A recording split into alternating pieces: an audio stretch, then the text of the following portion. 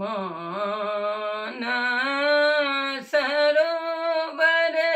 बिसहरी चलली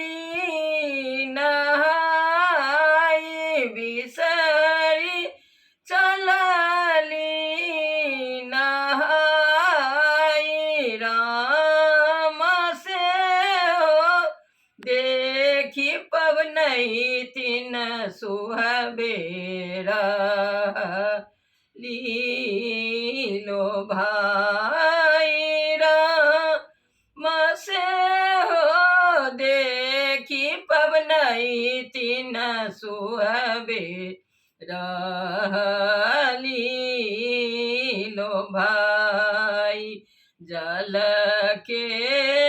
कलश नेने नव का दुल्हा ठार राम चलू ने को बर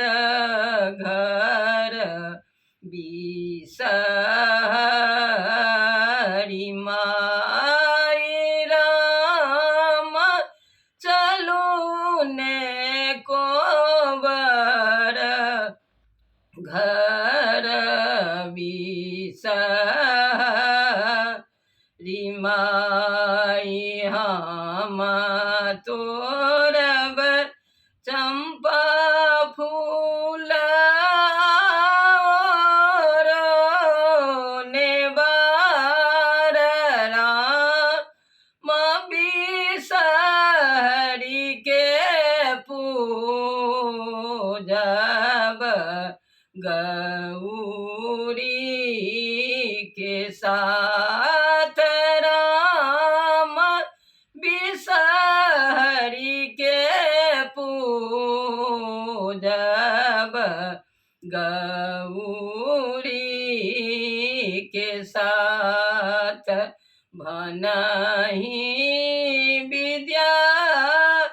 पति सोनु बिसहरी माई राम सदाए रहब माता दाहिन भेल राम सदाए रहब बिसहरी दाहिन